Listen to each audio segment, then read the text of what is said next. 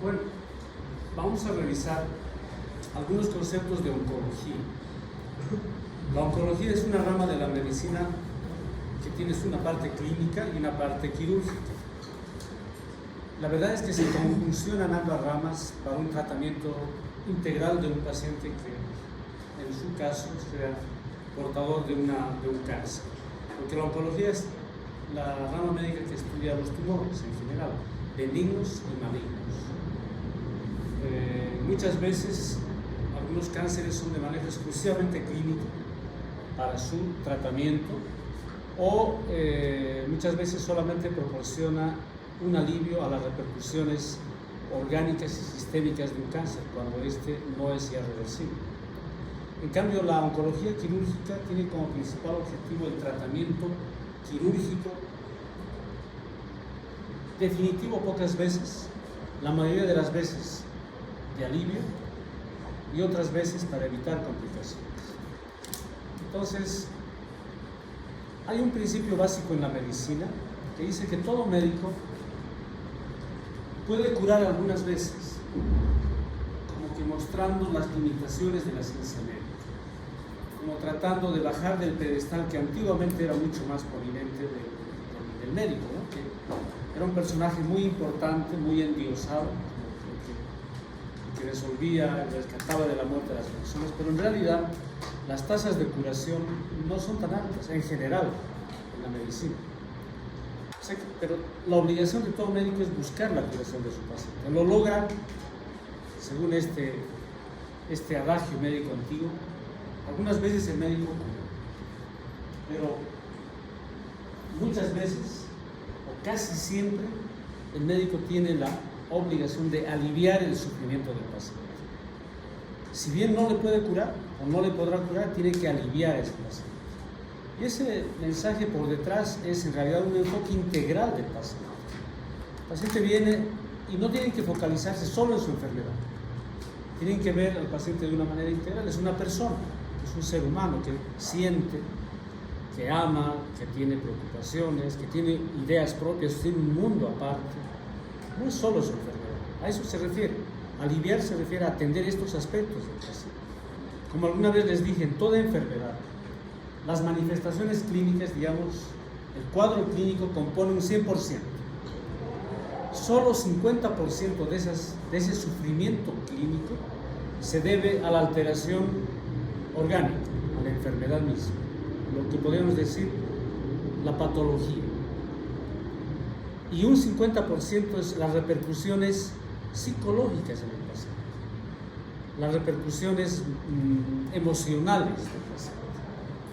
Entonces, si nosotros enfocamos al paciente en el aspecto psicológico, comprendemos al paciente, le atendemos de manera integral, con calidad, con gentileza, con empatía, que se llama calidez, cuando lo escuchan, podemos aliviar un 50% de sus síntomas.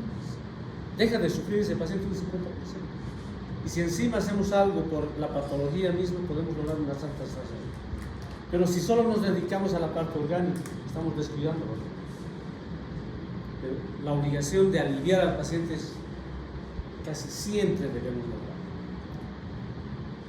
Y lo que nunca podemos dejar de hacer es consolar. Llega el punto máximo de empatía con la persona, como paciente.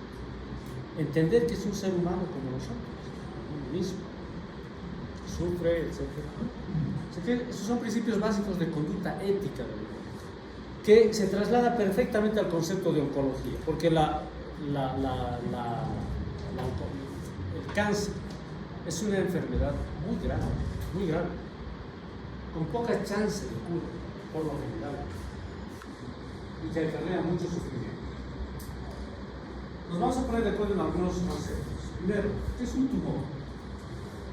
Tumor se refiere a es un concepto de masa, es algo que aparece de manera anormal. No es normal tener un tumor. Puede significar algo muy leve, casi sin importancia, hasta un tumor maligno que conlleva mucha enfermedad. Cuando hablamos de tumor es cualquier aumento de masa en algún tejido, en algún órgano. Ahora, ¿qué es neoplasia? El nombre lo dice, neo es nuevo, ¿no? Es una proliferación anormal de células. Empiezan a crecer anormalmente. Esa es una neoplasia. Pero la neoplasia puede ser benigna o maligna. Ya vamos a ver algunas características que las diferencian. Un cáncer es una neoplasia, pero que tiene las siguientes características. Primero, una baja diferenciación. ¿Qué significa una baja diferenciación? Que esas nuevas células no se parecen al órgano donde nacen. Digamos, tengo en el hígado los hepatocitos, muy bonitos, sabemos cómo se dibujan, todo. Empiezan a aparecer nuevas células, una neoplasia, nuevas células, que crecen anormalmente, pero no se parecen a los hepatocitos. Eso se llama baja diferenciación. Cuanto menos se parezcan a las células donde nacen, más maligno es el tumor. En cambio, si tienen un tumor o un cáncer o una neoplasia que se parece bastante a las células donde han nacido, no son tan graves, no son tan agresivas, puede tener chance. Eso hablamos de diferenciación, también es lenguaje médico.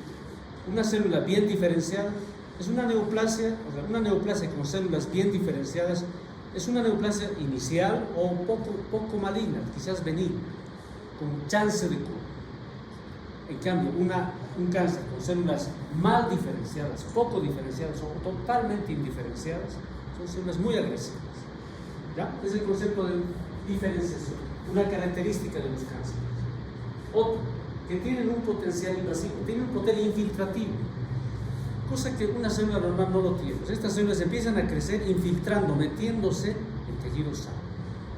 Una característica de una neoplasia maligna.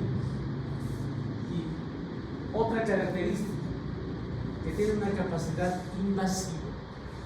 Invaden órganos vecinos, tejidos vecinos, órganos o tejidos a distancia. ¿A través de qué? A través de la circulación linfática y a través de la circulación sanguínea. Que pueden tener, en ese caso, diseminación linfática, diseminación hemática o hematogénica. Y añadiríamos una cuarta característica más de las neoplasias malignas, como está escrito, que es la proliferación acelerada. Crecen rápido, se multiplican rápido los cánceres. Por ejemplo, hemos dicho que el tejido cerebral no se regenera, no se forman nuevas neuronas, pero cuando hay un tumor cerebral, nacen nuevas neuronas anormales, mal diferenciadas, que forman los gliomas, ¿no? los mesomenomas, los tumores malignos del cerebro. Ahí empiezan a crecer anormalmente, no deberían crecer. Una cuarta característica es una proliferación acelerada, una tasa de reproducción muy elevada. Si tienen esas cuatro características, esa neoplasia es maligna. Si no tiene ninguna, basta que tenga una característica, ya es maligna. Para ser una neoplasia benigna, no tiene que tener ninguna de las cuatro características. Ahora díganme ustedes, denme un ejemplo de neoplasia maligna. Un cáncer. La neoplasia maligna se llama cáncer.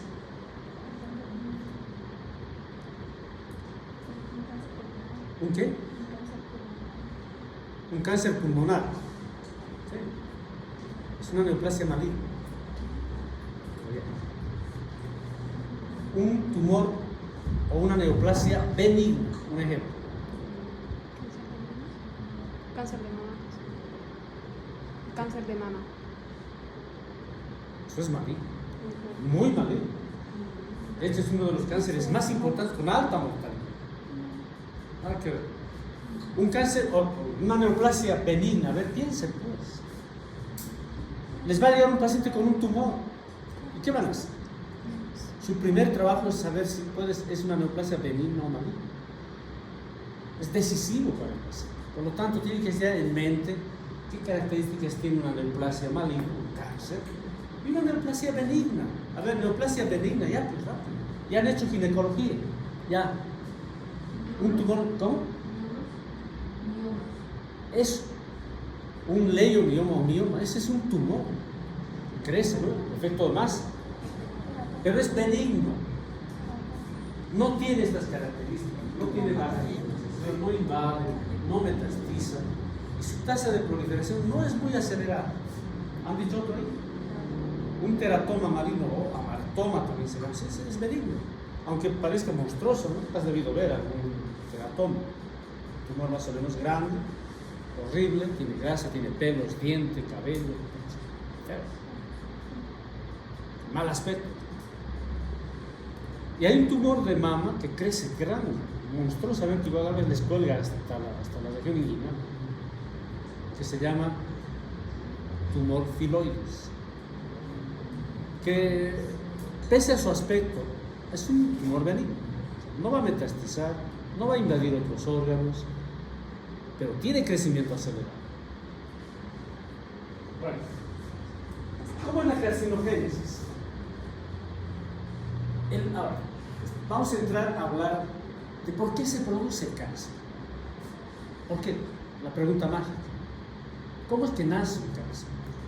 El fondo del asunto de una neoplasia maligna, miren, un tumor puede ser benigno o maligno, una neoplasia puede ser benigna o maligna, ¿sí? El tumor benigno no tiene estas características.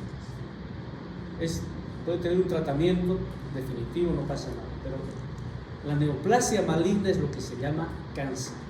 Y principalmente la oncología clínica o quirúrgica está enfocada en las neoplasias malignas principalmente.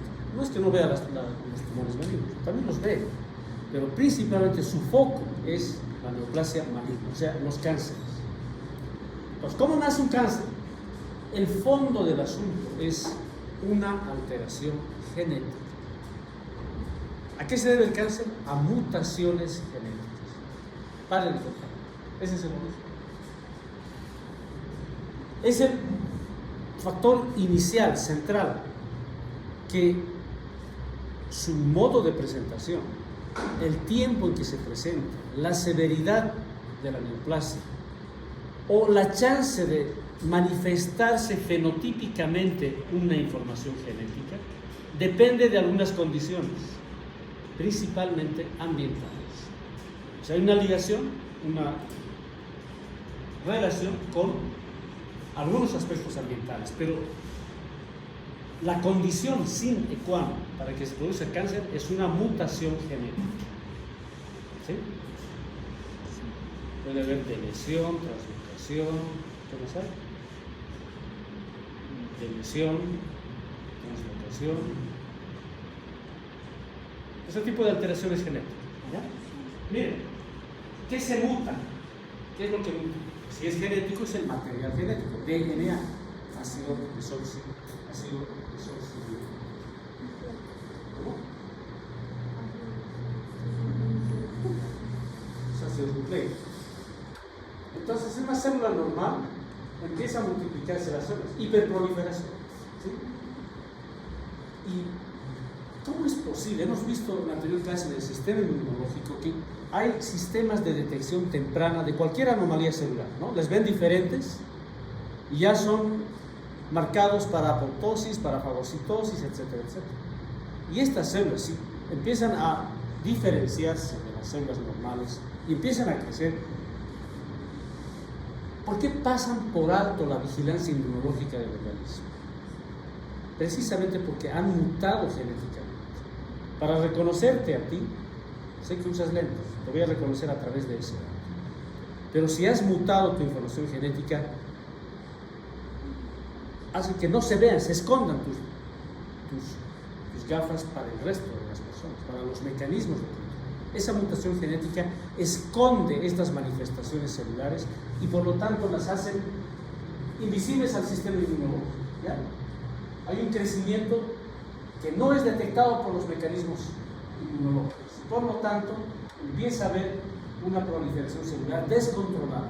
Por eso aquí es importante que añadan ese proliferación.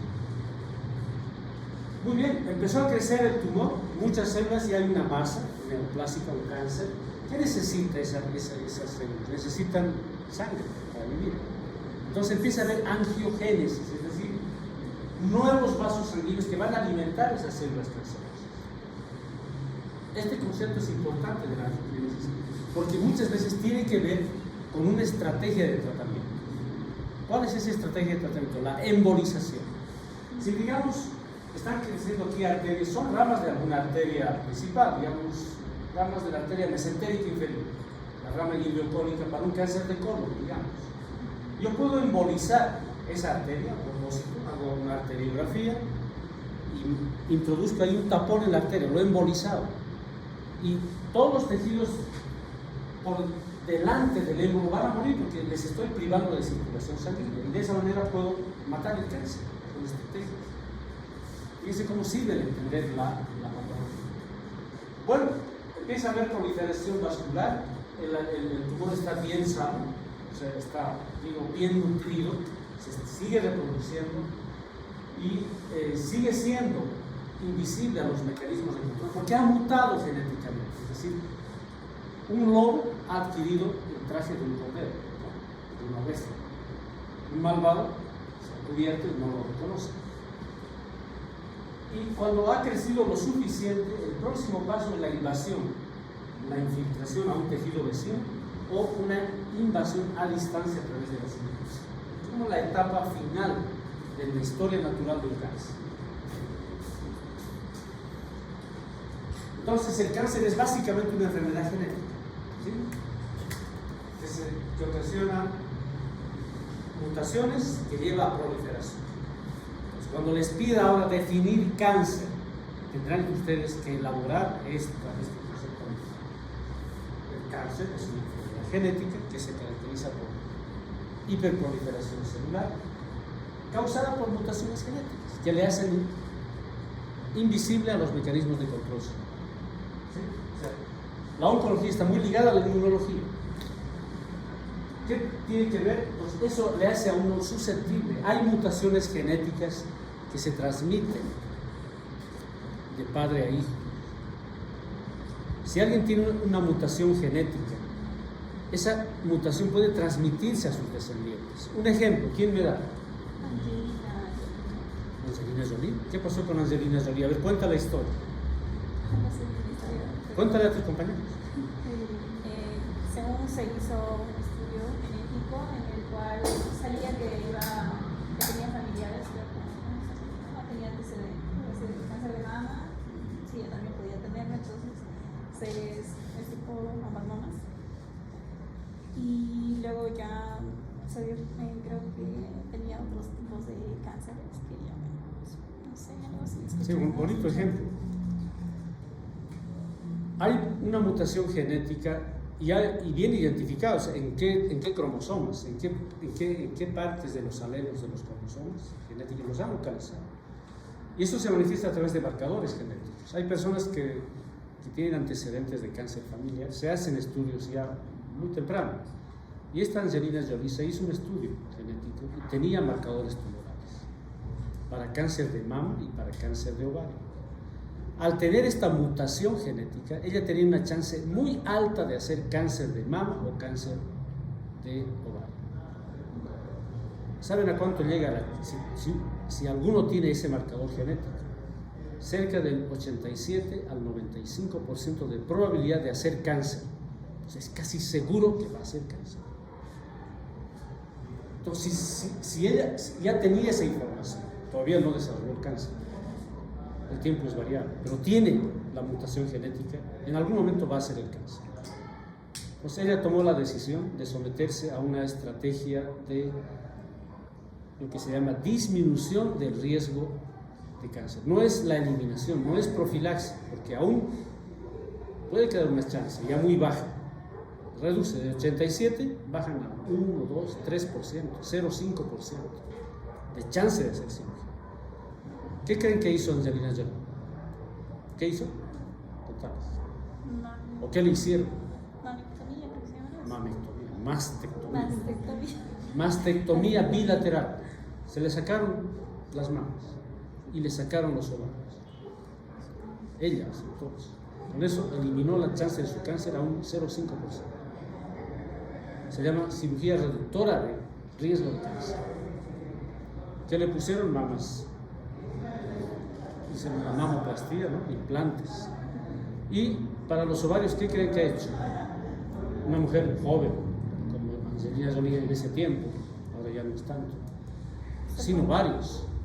Se puede congelar ciertos óvulos, ¿no? Para que ¿Cómo? futuro. ¿Cómo? Puede congelar los óvulos para que futuro pueda. Bueno, estamos hablando ya para su fertilidad, ya, pero ¿acaso ese es el principal motivo? O sea, ¿una mujer puede vivir sin ovarios? ¿Puede vivir? Sí, puede vivir, pero con muchas alteraciones. ¿Qué es lo que le hace mujer a una mujer? Sus hormonas. Muchas de sus características femeninas, gracias a los estrógenos, ¿no? Entonces, si no tiene estrógeno, va a tener calores, va a tener disfunciones orgánicas, no va a menstruar, queda infértil, empieza a androgenizarse, le empieza a salir barba, bigote, acné, en fin. Eso, ¿qué mujer quiere eso? Entonces, ¿qué creen que para las mamas ya solo estético, mama, no va a poder dar de lactancia, nada de eso, y parece que no pasa nada. Le han hecho implantes y punto, parece que no pasa nada. Pero para los ovarios, ya pues, ¿cuál es la terapia sustitutiva? Hormonas, le van a dar estrógenos, ella se inyecta periódicamente, y hasta menstrua y todo eso. Y si ha congelado ovarios, óvulos, puede hasta embarazarse. Bueno. Entonces, los marcadores genéticos son básicos. ¿Ya? ¿Qué tiene que haber entonces? Susceptibilidad genética. El cáncer generalmente se da en personas con susceptibilidad genética, acompañado de factores ambientales. O sea, es un factor imprescindible, pero no es suficiente. Tiene que haber algún factor ambiental. ¿Sí? Por ejemplo, para el cáncer colorectal, tienes la susceptibilidad genética. Quizás no lo has alterado, sino que de manera espontánea has mutado ese gen. Pero si no tienes un factor ambiental, que es por ejemplo la dieta es clave en el cáncer de colon. Más un ambiente, sí, un factor ambiental, se suman y puedes hacer un cáncer. Esos genes mutados se llaman oncogenes. Oncogenes. Son genes. Ahora, hay dos alteraciones genéticas básicas en el cáncer. Primero, aparición de genes mutados, que se llaman oncogenes. Y por otro lado, hay los genes, tenemos genes en la información genética naturalmente destinados a suprimir tumores, a suprimir cánceres. En algún momento una célula de cualquier tejido está queriendo volverse canceroso, se indiferencia, empieza a proliferar, etcétera, etcétera, se vuelve medio raro. Hay genes que tienen la información genética para que se formen sustancias químicas que eliminen esas células. Son los genes que vigilan las células, son genes supresores tumorales. Todos tenemos. Todos estamos expuestos a mutaciones genéticas. Se muta un gen, fabrican células defectuosas, pero tenemos genes supresores tumorales. ¡Qué maravilla es el organismo! En el cáncer, estos genes supresores empiezan a bajar. Ya no trabajan. O son ya defectuosos, o también han mutado y ya no hacen su trabajo. Por lo tanto, tenemos dos tipos de alteraciones genéticas. Aparecen oncogenes y empiezan a alterarse los genes que son supresores tumorales. El famoso, un ejemplo de los más importantes, uno que trabaja denodadamente para evitar cáncer, es el gen P53, que se llama el guardián del genoma. Es el que evita la mayoría de los cánceres a los que podemos tener cualquiera de nosotros. Por ejemplo, este genoma evita cáncer de mama, de pulmón, los sarcomas y de las glándulas suprarrenales. Maravilla. Pero si desgraciadamente este gen ha mutado o tiene alguna alteración, ya no va a haber quién vigile, quién suprima estos tumores. Entonces, nuevamente les digo, el cáncer se explica por mutaciones genéticas. La causa es esta. Un cáncer tiene la propiedad de infiltrar y diseminarse, ¿verdad? Puede, primero, un estadio 1 aparece aquí el tumor, digamos un cáncer colorectal. En un estadio 1 tiene una invasión local, nada más ahí, donde nació, ahí quedó. Un estadio 2 puede ser una diseminación linfática, ya invade el vaso linfático. Y a través de los linfáticos y los ganglios ya empieza una invasión. Un tercer estadio pues ya toma la circulación sanguínea. En cuarto grado, eso se llama diseminación hematogénica, otra diseminación linfática. Y también puede invadir localmente más capas de la pared del intestino. Y finalmente la propagación a distancia a través de la circulación sanguínea. Esa es la propiedad invasiva del cáncer, que no va a tener un tumor de y este comportamiento de crecimiento del tumor maligno es lo que lleva a hacer el estadiamiento del cáncer. O sea, si tú has detectado un cáncer, el siguiente paso es saber en qué grado de avance está este cáncer. Y hay un sistema de clasificación que se llama el TNM. Ustedes van a estudiarlo en todas las especialidades que hay. En neumología van a ser cáncer de pulmón. Cuando hagan gineco van a ser cáncer de cuello de útero, cáncer de ovario, cáncer de mama. En cirugía o en gastroenterología van a ser cáncer de colon, cáncer de páncreas. En cada uno de ellos van a ver cuál es la clasificación TNM. La base de esta clasificación es el comportamiento de diseminación. Ahora, ¿por qué es importante? Porque en muchos casos es la tercera causa de muerte en muchos países. En Bolivia no tenemos estadísticas, pero casos globales. El cáncer más común en los varones parece ser el cáncer de próstata.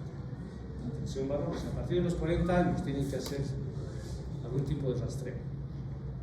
Es cuando empieza a manifestarse problemas de próstata. Y en segundo lugar, cáncer de pulmón. Y en tercer lugar, cáncer colorectal. Podemos decir que son los cánceres más frecuentes. Cáncer en el varón de próstata, cáncer de pulmón, o de vías respiratorias, podemos decir, y finalmente el cáncer colorectal. En la mujer es distinto. El primer cáncer es el de mama, aparentemente.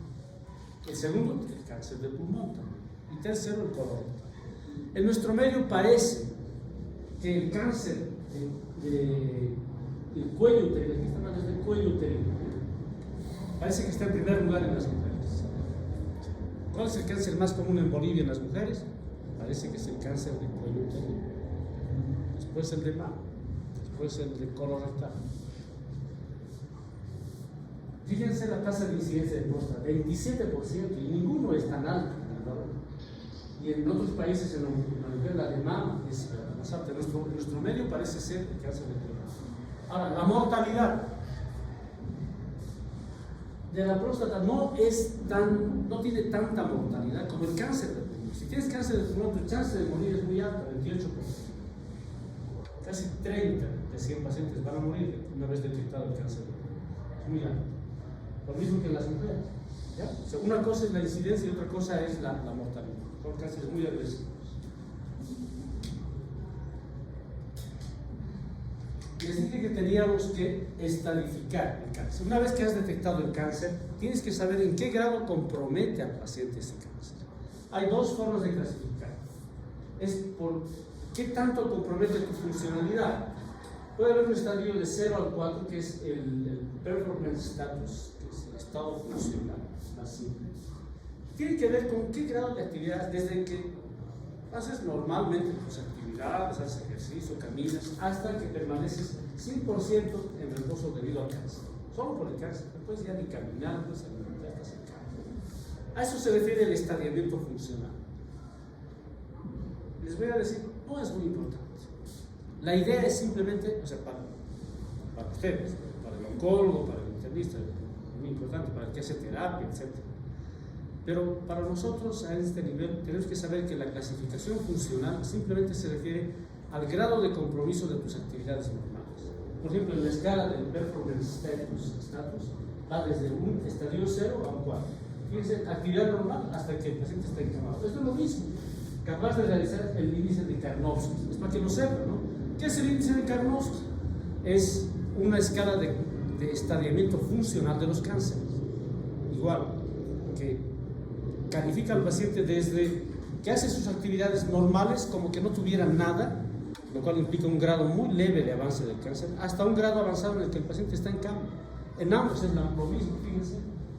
El paciente muy enfermo, hospitalización, tratamiento de soporte, moribundo, muere, está discapacitado. Este es más amplio, más completo, pero se utiliza principalmente para el enfoque terapéutico del paciente con cáncer. Lo que más nos interesa es la estratificación TNM, el sistema TNM, porque esto sí nos dice qué grado de avance tiene el tumor, y luego vas a clasificar funcionalmente, ¿no? T se refiere al tamaño del tumor. T es tamaño del tumor. ¿Qué tan grande es ese tumor? Puede ser solamente local, puede tener una afectación más amplia en el mismo lugar, o ya un crecimiento más acentuado, finalmente ya un tamaño que invade o que infiltra otros órganos. T se refiere al tamaño, y de acuerdo al tipo de cáncer, tiene distintas clasificaciones de acuerdo al tejido en que esté el cáncer. N se refiere a si hay invasión de nódulos linfáticos. N es de nódulos linfáticos. Cuando es N0, cuando no ha invadido ningún ganglio, qué maravilla. Si es así, has detectado precozmente el cáncer y puede tener tratamiento curativo. N1 ya ha tomado algunos, N2 algunos, N3 tantos. Eso igual es variable el cáncer. Por ejemplo, el cáncer de estómago, tienes que ver qué cadenas ganglionares han sido tomadas, de acuerdo a la anatomía patológica, te va a decir cuántos ganglios. Y eso es un N1, N0, N2, N3A, N3B. Hay muchas clasificaciones. Y M es más fácil. M0 es sin metástasis. No ha habido invasión a distancia, ni linfática ni hematogénica. En cambio, M1 ya hay invasión, muy fácil. En sí, ¿a qué se refiere la clasificación, el estadiamiento TNM? Al tamaño del tumor por T, N si hay invasión de ganglios, nódulos linfáticos, y M si hay metástasis. Eso tenemos que saber. Ya en cada cáncer que estudien ustedes va a ser diferente para cada tipo de cáncer. ¿Sí? Ahora, ¿has diagnosticado el cáncer en general? ¿Cuál es el manejo? ¿Cuál es la conducta?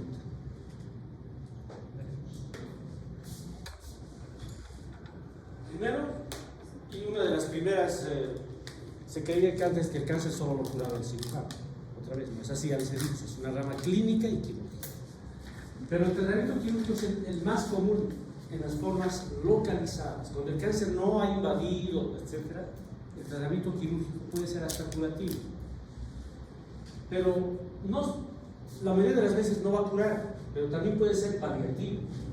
La cirugía se da para aliviar, para darle un tiempo más de vida a ese paciente. Tiene que morirse, pero se va a morir ahora en 2 años, 2 años más de vida, o 3 años, algunos 5, algunos 10, depende, la mayoría, término medio, 3, 5 años.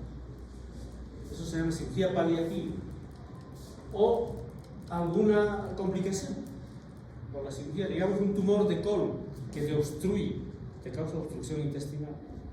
Tienes que sacar ese tumor. No estás curando porque ya ha habido invasión a otros órganos, pero esa masa que está obstruyendo la sacas y el paciente por un tiempo tiene nuevamente una función intestinal. A eso se llama técnicas de desobstrucción. O por ejemplo en el síndrome de vena cava superior, como vamos a ver, el linfoma que hace que no llegue la sangre de la vena cava superior. No puede ser eso, pues yo saco parte del tumor, alivio y ya la sangre circula normalmente. O finalmente una cirugía reconstructiva, digamos un cáncer de glándula parótida, te va a deformar la cara. La cirugía puede ser en ese momento no para curar, ni para aliviar, sino para reconstruirte la cara, vivir con un estigma social. Pero la cirugía no solamente es para tratar el cáncer, es para aliviar, para reconstrucción. Otra forma de tratar los cánceres es la radioterapia.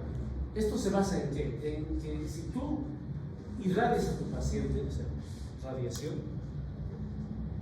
la radiación genera radicales oxidrinos o de oxígeno, radicales o derivados del oxígeno. Por eso el oxígeno en realidad es casi un veneno.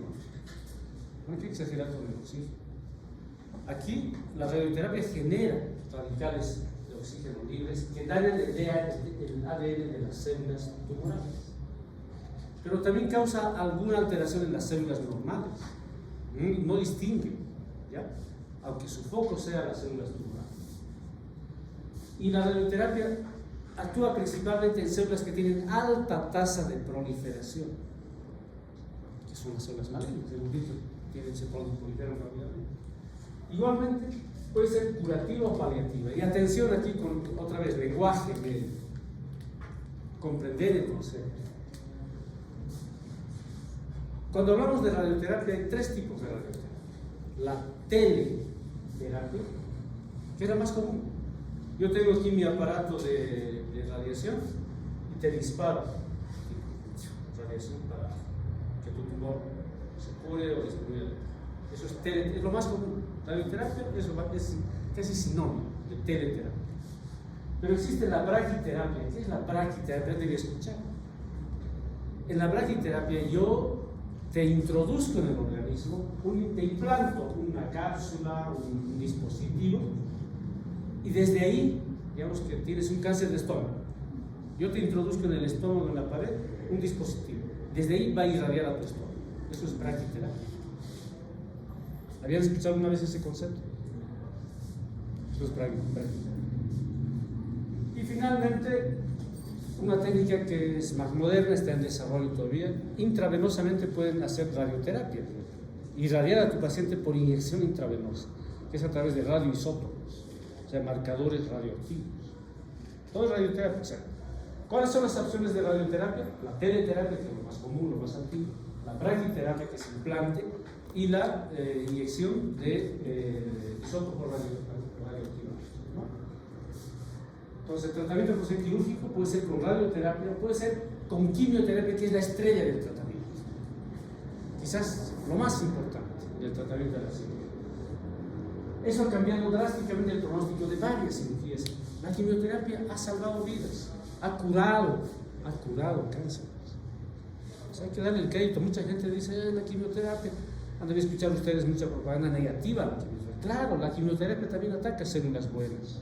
Ni modo. Es el efecto colateral que tiene que haber. Y la quimioterapia tiene específicamente acción sobre células con alta proliferación. Vamos a ver otra vez, igual que en la radioterapia. Pero también hay terapia hormonal o endocrina. Hay tumores que dependen de estimulación hormonal. Dame un ejemplo. Dame un ejemplo de un cáncer que depende de estimulación hormonal. ¿Es el tiroides? No, dale. ¿Qué se te ocurre? ¿No? ¿Cáncer de? ¿Páncreas? No es a la adivinanza.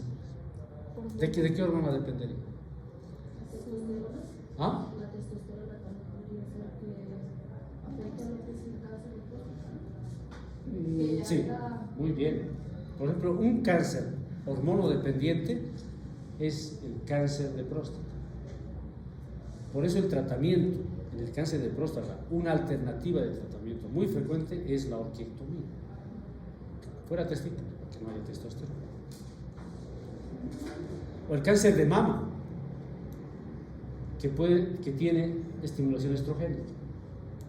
Entonces, cuando se identifican que hay receptores hormonales para estos cánceres, el tratamiento son bloqueadores hormonales. Por eso el tratamiento hormonal es una alternativa en cánceres de mama, de próstata, de endometrio igual. ¿Sí? Fíjense cómo es el tratamiento de los cánceres. Quirúrgico, con radioterapia, que tiene 3 subdivisiones, por quimioterapia, que es dar medicamentos por vena, terapia hormonal para bloquear receptores hormonales de ciertos cánceres hormonodependientes. Y finalmente, lo más moderno que hay es la terapia autodirigida sobre ciertas membranas de las células. Es un tratamiento ya teledirigido, específico. Ya no es radioterapia que mata todas las células, o la quimioterapia que mata muchas células, así que una bomba atómica. No. Esto va dirigido específicamente a una proteína que, digamos, es producto de la mutación genética y está ocasionando proliferación celular. Atacan a esa proteína y ya deja de producirse el cáncer. Esta es una de las técnicas más modernas, menos dañinas, mucho más efectivas. No se aplica todavía en muchos lugares, pero se espera que sea el tratamiento futuro. O sea, el tratamiento futuro del cáncer va a ser la terapia autodirigida. Medicamentos específicos para ciertas proteínas responsables de la proliferación celular.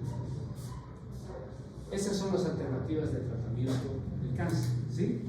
Nuevamente, radioterapia, cirugía, quimioterapia y hormonoterapia y terapia algo dirigida. 5 alternativas de tratamiento, no es solamente radioterapia, quimioterapia ni cirugía. Hormonoterapia y terapia algo dirigida. Ahora, los cánceres que van apareciendo nos avisan, generan marcadores tumorales. Vamos, un tumor abdominal, te voy a pedir un marcador tumoral ¿para qué? Generalmente los marcadores tumorales solo sirven para apoyar el diagnóstico, pero no para diagnosticar. Hay algunos famosos. Por ejemplo, para el cáncer de próstata, el famoso PSA, ¿no? Todos los varones. ¿Y cómo está tu PSA? Mi PSA está alto, está bajo. Es un marcador tumoral. Pero el hecho de que tu PSA sea positivo, ¿vos cómo te llamas? Ahí ese compañero de blanco, ¿cómo te llamas? ¿Harold? Harold. Yo ahorita te puedo hacer un estudio para detectar PSA, antígeno específico prostático, así se llama. Es un marcador tumoral relacionado al cáncer de próstata. Y sale positivo. ¿Tienes cáncer de próstata? ¿Qué dices? ¿Te vas a morir contigo? No, Dios, me voy a morir, tengo cáncer de próstata. No. Si no hay otros elementos, eres joven. El cáncer de próstata aparece a partir de los 40, 50 años. ¿Tienes antecedentes personales? No tengo, vas a decir. Mi papá, mi abuelo nunca han tenido. ¿Tienes problemas clínicos? ¿Estás orinando anormalmente? ¿Tienes hematuria? No. Entonces, ese marcador es quizás hasta en una prostatitis. Podrías tener. Y eso ocasiona que aumente el PSA. Por eso, ¿cuál es el mensaje? Los marcadores tumorales no son diagnósticos. No se engañen con eso. Hubo algo muy triste de esta paciente, por ejemplo, de Lady Gaga. ¿Les gusta su música? Canta bien, ¿no? Esta chica dijo una vez que tenía una enfermedad, que tenía lupus eritematoso. No tenía ninguna manifestación clínica. Le preguntaron si usted se ve bien. Y le dijo, no, lo que pasa es que mi médico me dijo que tenía lupus laboratorial. Es decir, le hicieron un análisis de sangre y salió anticuerpos antinucleares positivo. Si no tiene clínica ella y su laboratorio sale positivo, no tiene la enfermedad. Un evento público de una mujer tan famosa, un error médico grande. No puedes tú decir a un paciente que tiene lupus solo porque su laboratorio es así, pero ella no tiene ninguna manifestación clínica. Eso es lo malo de pedir laboratorios por todo. A veces el paciente quiere, no quiero hacer análisis de todo para saber si estoy enfermo. Eso no se hace. El laboratorio solo se justifica si hay manifestaciones clínicas. ¿Sí? ¿Tienes clínica? Hago laboratorio. Entonces lo mismo es con los marcadores tumorales. Por ejemplo, el CA 125 para cáncer de ovario. Vamos, ¿quieres un tumorador? Voy a pedir el CA 125. Pero también se da el estómago, cuando hay una neoplasia gestacional, ¿cuál es la neoplasia gestacional? ¿Okay? La mola linforme. Para cada tipo de cáncer, por ejemplo, para el colon rectal es el antígeno carcinoma embrionario. Tienen que pedir, sí, generalmente para seguimiento. Por ejemplo, el antígeno carcinoma embrionario para el cáncer colon rectal. Yo he detectado a un paciente con cáncer de colon, tiene el cáncer. Dentro de mis estudios voy a hacer estadiamiento, hacer tomografía, examen de tórax, vas a ver si hay todo el estudio voy a hacer. Y finalmente esto tengo que operar, esto es quirúrgico. Pero dentro de los exámenes de laboratorio le voy a pedir antígeno carcinoma embrionario. ¿Para qué? ¿Para diagnosticar el cáncer? No. ¿Para qué creen que voy a pedir? Para mejorar mi diagnóstico, es decir, para confirmar mi diagnóstico. No, tampoco. Yo ya sé que ya le he hecho colonoscopía, biopsia. ¿Para qué necesito el antígeno carcinoma embrionario? ¿Para qué será?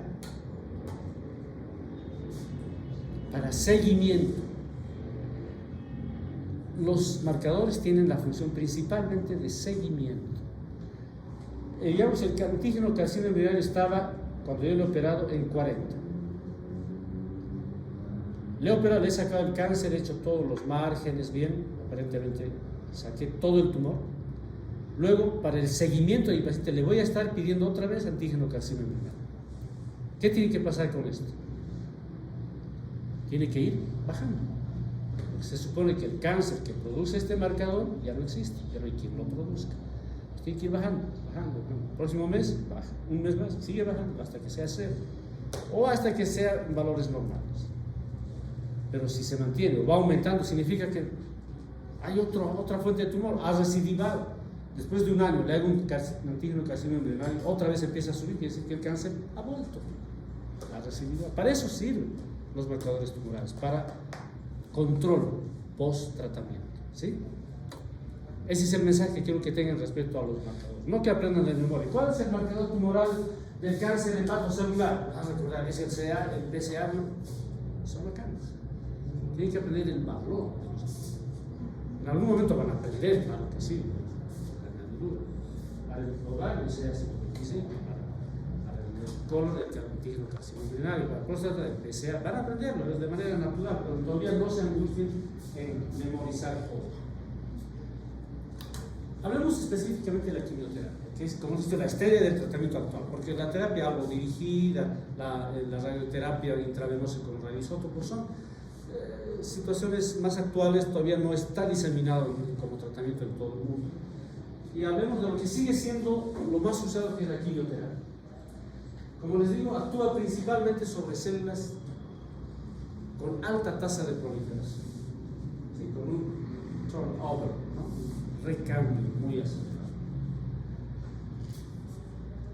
¿Cuáles son los órganos que de por sí naturalmente tienen alta tasa de proliferación, de recambio, de turnover, que constantemente se está reemplazando?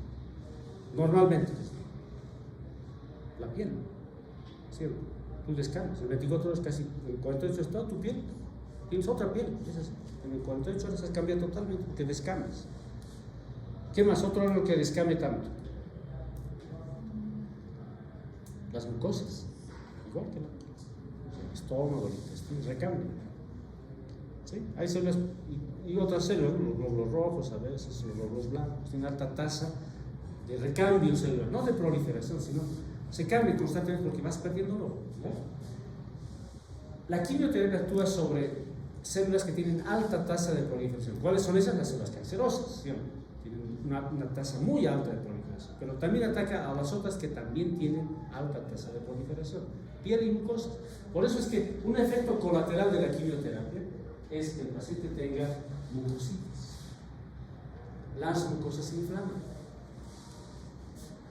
¿Sí? O va a haber también problemas en la piel, que es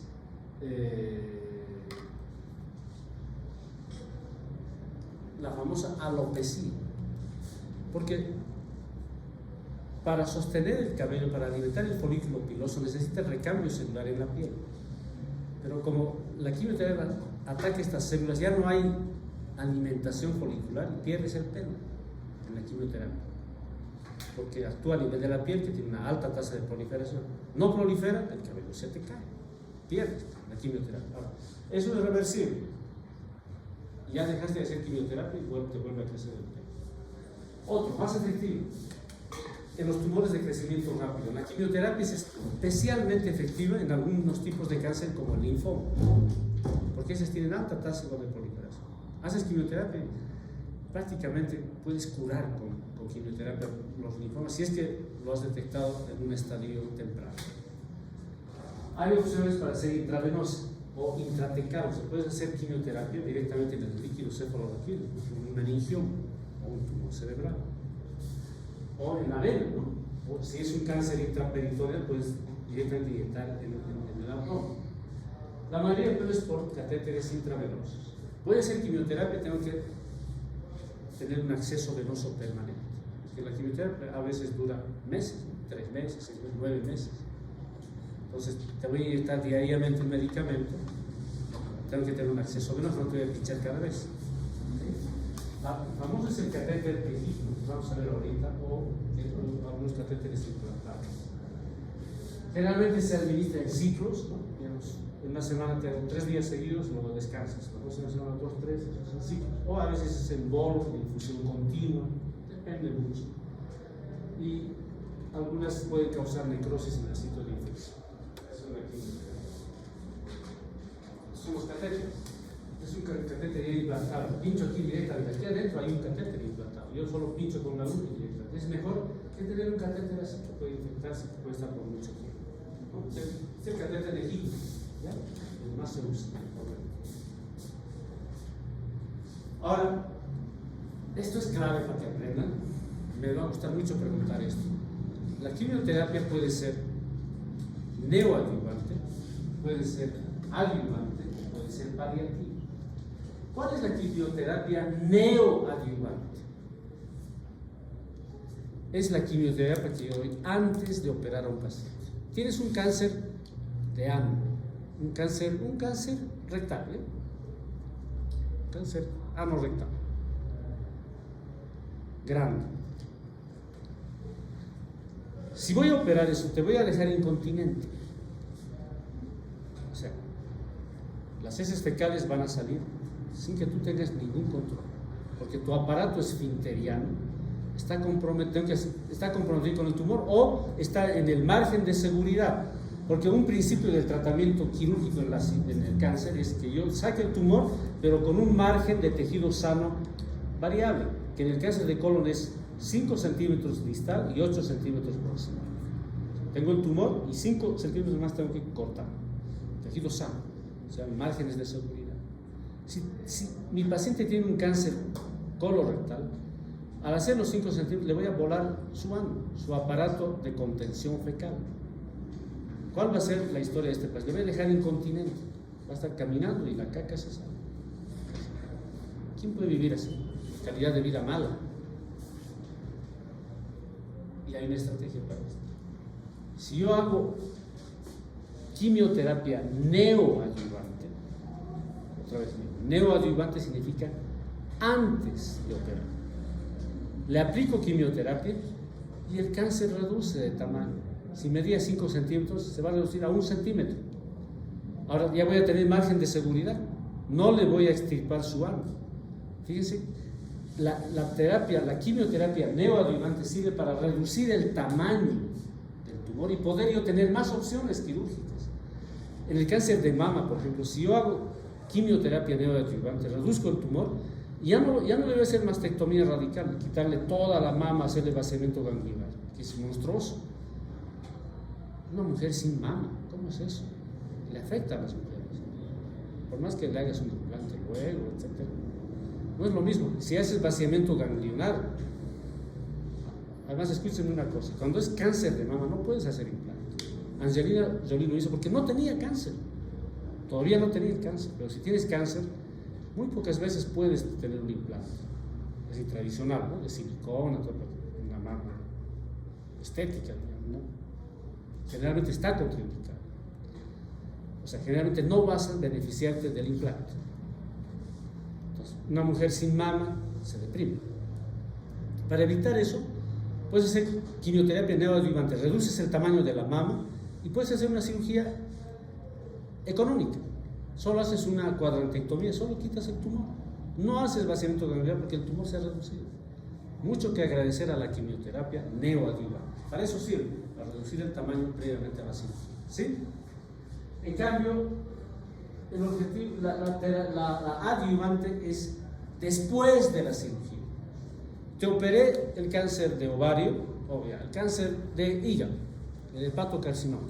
Saqué el tumor y después te voy a hacer quimioterapia, después de la cirugía. Eso se llama quimioterapia adyuvante. ¿Para qué sirve? Ya no sirve para reducir el tamaño, ya te he operado. Sirve para evitar recidivas, para evitar que nuevamente aparezca el cáncer, porque quizás, como son células, a veces queda pues una célula, no la has visto, no, tus ojos no son microscópicos, queda una célula y esa célula otra vez puede crecer. O sea, la terapia adyuvante, la quimioterapia adyuvante sirve para evitar recidiva.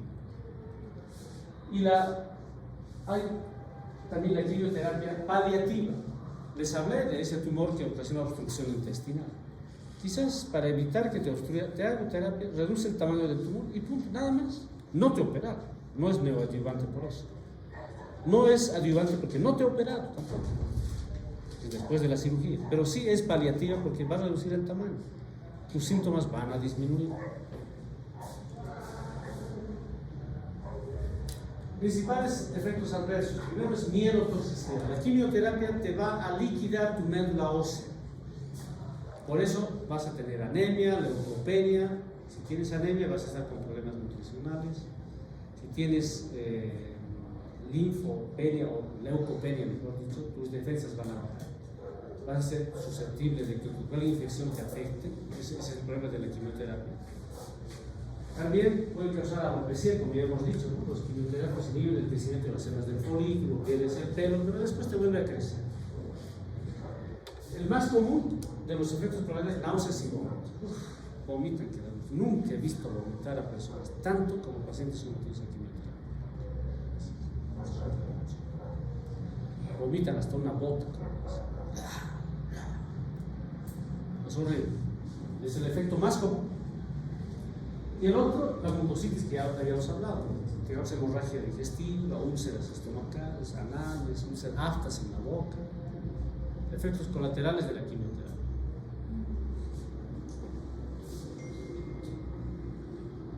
Eso en cuanto a oncología general. Hay algunas emergencias oncológicas que se les va a presentar a ustedes, situaciones clínicas.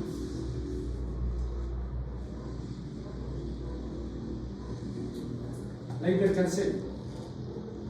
Un paciente con cáncer, de pronto su calcio va a aumentar más de 8, más de 10, más de 12. Está con hipercalcemia. ¿Qué pasa? ¿Por qué tienen esto? Es un síndrome paraneoplásico. ¿Qué es un síndrome paraneoplásico? Es cualquier situación anómala, además del cáncer, paralelo al cáncer. Es una enfermedad paraneoplásica. Hasta un 20% de los pacientes con cualquier tipo de cáncer, van a ser hipercáncer. Esto tiene problemas. Principalmente el mieloma múltiple, los tumores de mama, van a hacer que tu calcio aumente. Y lamentablemente cuando el calcio empieza a aumentar y tienes cáncer del colon, pues no, está muy avanzado el cáncer y ya te vas a morir. Un signo de mal pronóstico. ¿Ya? ¿Cuál es el mecanismo? El cáncer estimula la producción de una sustancia parecida a la hormona paratormona. Se llama péptido relacionado a la hormona paratormona. Muy parecido. Y como ustedes saben, la paratormona hace que se libere calcio de los huesos. Estimula a los osteoclastos. Se deshace el hueso, se desmineraliza el hueso y se eleva mucho el tenor de calcio. ¿Cómo se diagnostica? Hay que ver el antecedente de cáncer. ¿Ya? Le pides examen de laboratorio y calcio elevado, pero también el paciente va a estar letárgico, pierde fuerza muscular, porque el calcio está involucrado en la función de lo muscular, ¿cierto? Confusión, anorexia, vómitos, etc. Y hay crisis hipercalcémicas, ¿no? Generalmente se presenta cuando el paciente está medio deshidratado. Te pueden ocasionar bloqueos auriculoventriculares, trastornos de la confusión cardíaca y trastornos en el electrocardiograma que hemos revisado, ¿se acuerdan? Todo por el calcio. Esto es hipercalcemia. El tratamiento es básicamente hidratar a la paciente, pero darle agua, generalmente soluciones cristaloides isotónicas, y luego estimular la diuresis con un diurético de ácido. Ejemplo, dame un diurético de ácido. Furosemida. Le haces orinar a tu paciente para que bote el calcio, es eso. Y en situaciones más graves tienes que dar bisfosfonatos, que son medicamentos que están para la osteopenia, ¿cómo se llama esta enfermedad? Cuando reduce el calcio, osteoporosis.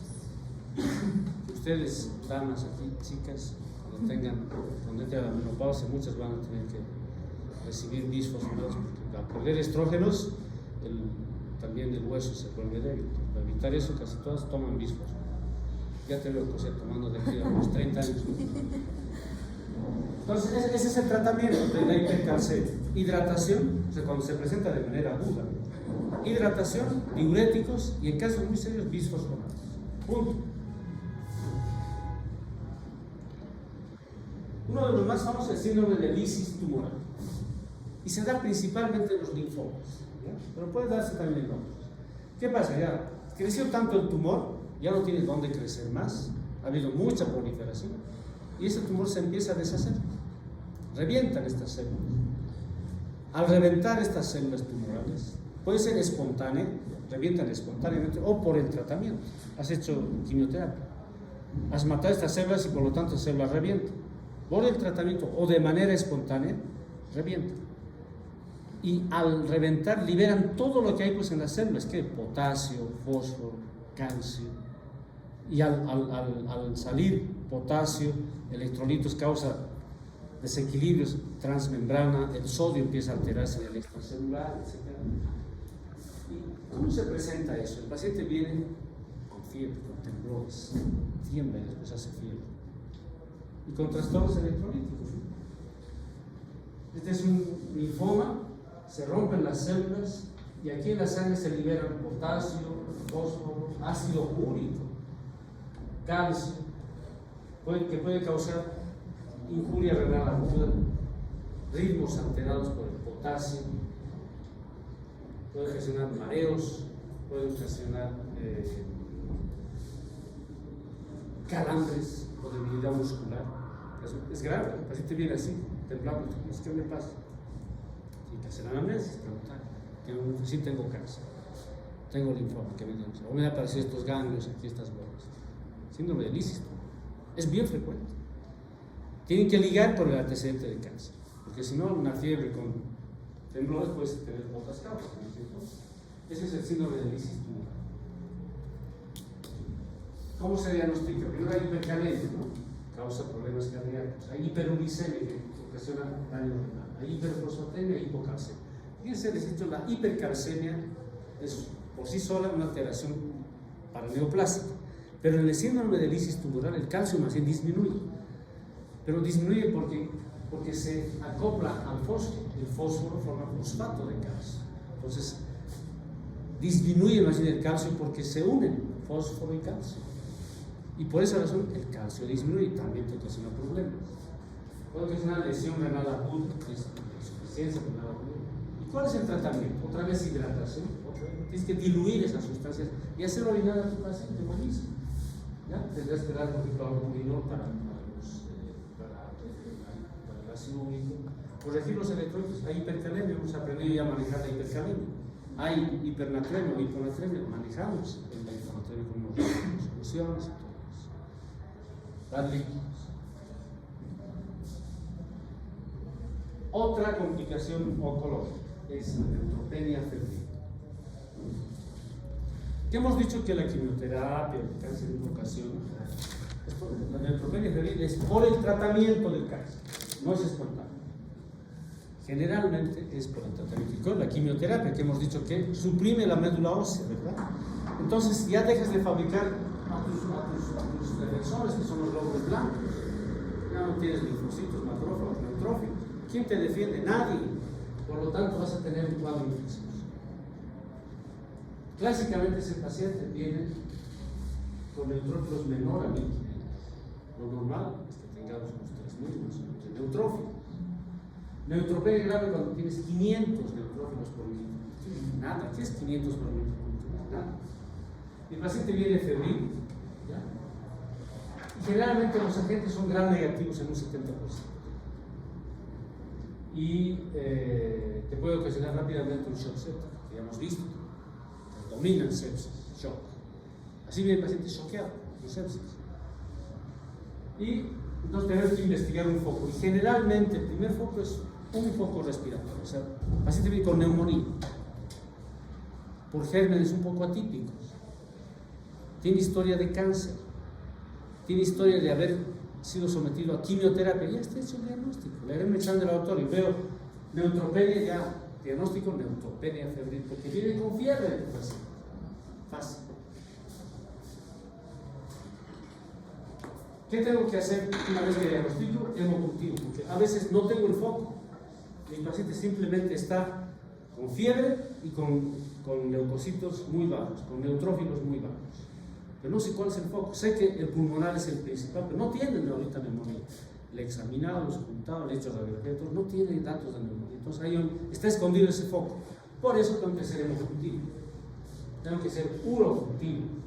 Pedirle una placa radiográfica para detectar neumonía. Tomografía para ver si no hay nada más. Tengo que hacer un examen de sangre, bioquímico. Y cultivo de cualquier sitio de infección, digamos que tiene un abscesivo, ya de ahí puede ser que ese absceso sea responsable, porque no tiene mucha defensa.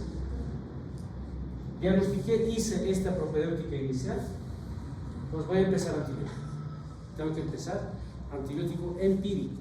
Yo sé por la teoría que he hecho en mi universidad UNICEN, en 7º semestre en cirugía, un tal Larruta me ha enseñado que debo sospechar que hay infección por gram negativos generalmente. Recuerdo eso, entonces tengo que dar un antibiótico para gram negativo, para el stop, ¿sí? Principalmente para pseudomonas. ¿Cuál es el antibiótico? Pregunta de examen. ¿Cuál es el antibiótico de elección de amplio espectro como tratamiento empírico de la neutropenia febril? Cefepime, cefalosporina, cuarta generación. Ese es el tratamiento. Así van a comenzar. Se va a modificar una vez que tengan el hemocultivo, o tal vez van a continuar. ¿Sí? Ahora, si el riesgo es bajo, no es un cuadro tan severo, es un poquito de fiebre, la neutropenia no es tan importante, etc. Puedo darle ciprofloxacina y amoxicilina. Ahora, si aparte de eso, no solo voy a dar cefepime, porque puede ser también que ese paciente tenga esa sepsis por hongos o por gérmenes no gram negativos, sino meticilino resistentes. Los famosos, ¿cómo se llama? MRC, meticilino, MRC, o sea, estafilococo resistente a la meticilina, o sea, a la oxacilina, diclosacilina. Si le doy oxacilina, diclosa, no le va a hacer nada a este gen, por tanto voy a dar un medicamento anti-estafilococo meticilino resistente, que es la vancomicicina. O sea, el tratamiento es una triada. Voy a dar cefepime como antibiótico. Si es que sospecho que hay meticilina resistente, voy a dar vancomicina, además de cefepime, y un antifúngico, porque los hongos también aprovechan cuando las defensas están bajas. El antifúngico puede ser desde los más simples, como por ejemplo ¿cómo se llama esto? El antifúngico, el antihongos que usamos más comúnmente. ¿Cómo? Fluconazol. Eso. Así comienza, fluconazol, vancomicina y cefepime, buen tratamiento. Hasta que ustedes le llamen al oncólogo, el oncólogo dice muy bien, Dai le ha hecho un buen tratamiento, qué bien, ¿dónde has aprendido Dai? Bien manejar a ese paciente. Porque después el tratamiento subsiguiente es para el especialista. Tú has tratado la emergencia que les va a venir la emergencia. Otra complicación, síndrome de vena cava superior, como les decía, para cualquier tumor de mediastino o del tórax superior. ¿Qué ocasiona ese tumor? ¿Cómo se presenta? Paciente congestionado, de aquí para arriba está un pletórico con sangre hinchado rojo. ¿Sí? Tiene edema de cabeza, de cuello, dolor torácico, tiene disfagia, no puede tragar. Hay algo que está concluyendo el dolor de cabeza, no puede respirar. Está hinchado de aquí para arriba, del cuello para arriba, está hinchado así, azulado, rojo, hinchado, con disnea, con disfagia. Un tumor mediastinal, por ejemplo, aquí, ¿cómo comprime la vena cava superior? Se distienden las venas, llega así, paciente con síndrome de vena cava superior. Sospecho eso, aquí voy a una tomografía. Aquí en la tomografía voy a ver el tumor, aquí se ve bastante el tumor que está comprimiendo la vena cava. No llega sangre, se ve así con circulación colateral. También puedo hacer una broncoscopía si es que la tomografía no me da mucha información. A través de la broncoscopía puedo hacer una biopsia para saber. Generalmente es un linfoma mediastino. ¿Qué venarias voy a tomar? Ese paciente con síndrome de la vena cava superior está con disnea, con disfagia. no le voy a hacer echar, va a estar en posición semisentada para que mejore el flujo sanguíneo, le voy a dar oxígeno, y aquí se hace radioterapia y quimioterapia de urgencia, fíjense, de urgencia, para que empiece a reducir rápidamente el tumor y descomprime, porque eso no se puede operar de urgencia. Pero lo que puedo hacer es quimioterapia y radioterapia de urgencia. Otra buena pregunta de examen, ¿no? ¿En qué situación oncológica de emergencia está permitido hacer quimioterapia y radioterapia de emergencia? En el síndrome de vena cava superior, porque te está comprimiendo ya demasiado, ¿verdad? Y finalmente el síndrome de compresión tumoral. Tienes una lumbalgia, me duele la espalda. Puede ser una lumbalgia mecánica, puede ser una hernia de disco, pero si hay factores de riesgo de lesión, siempre la clínica es importante. El paciente de más edad, o que ya sabe que tiene un cáncer, puede ser un síndrome de compresión tumoral. Por el tumor, generalmente son metástasis que llegan a la columna. Y generalmente son, ¿qué causa su colapso vertebral? Invade la vértebra y por tanto se deshace la vértebra y hay compresión radicular. ¿Cuáles son los que generalmente metastizan a la columna vertebral? ¿Qué cáncer? ¿El cáncer de mama? ¿El cáncer de próstata? Cuando invade columna, el paciente queda parapléjico. Se secciona las fibras nerviosas, queda parapléjico, no camina, no controlan esfínteres, por lo tanto hacen úlceras de decúbito, también como no se mueven, hacen úlceras sacrales que se infectan porque las heces fecales salen sin control. Es un círculo vicioso. ¿Qué hay que hacer? Hay que hacer colostomía derivativa. Es una desgracia. El cáncer de próstata es uno de los que más metastiza con la vertebral, junto con el cáncer de mama. También el de pulmón y el mieloma múltiple, por supuesto. El mieloma está en todos los huesos, está en las vértebras, indirecto. Causa dolor, síntomas más frecuentes, pero es repentino a veces. Me duele esto, o quede parapléjico. Síntomas motores, síntomas sensoriales, tanto los síndromes sensoriales como la motriz están comprometidos. Estás parapléjico, ya no sientes nada, he perdido mi sensibilidad. Y aquí en esta resonancia magnética se ve claramente el tumor. Es lo que pedirán cuando ustedes sospechan. Paciente más o menos adulto mayor con antecedentes de cáncer, próstata o en mujeres mama o mieloma múltiple, un cáncer hematológico, y con un síndrome de compresión radicular, y para que sea un síndrome de compresión tumoral, tendré que pedir rápidamente o tomografía o resonancia. Ahí ya no sirve la tomografía, no van a ver nada. Directamente resonancia o tomografía. Listo, está estudiando. La columna torácica es la más afectada. Entonces vemos cómo el tumor puede ocasionar un colapso vertebral, se deshace la vértebra, o una compresión radicular directa. Aquí ha habido colapso. Como la columna está, o la médula está siendo comprimida. Es ocasión. ¿Cómo van a reconocer el paciente? Mayor de 50 años, historia de cáncer, cáncer de mama, muchas consultas o datos de anomalías hematológicas. ¿Cómo se hace? Resonancia, ya hemos dicho, resonancia magnética es la de elección. Tratamiento, obviamente tienen que aliviar el dolor, que es muy dolorido.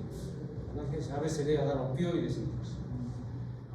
Corticoide, el corticoide disminuye el edema y la inflamación de circulación. Y radioterapia,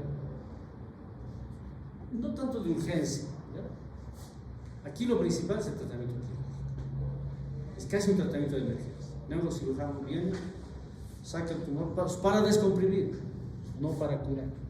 Es una aplicación de la cirugía.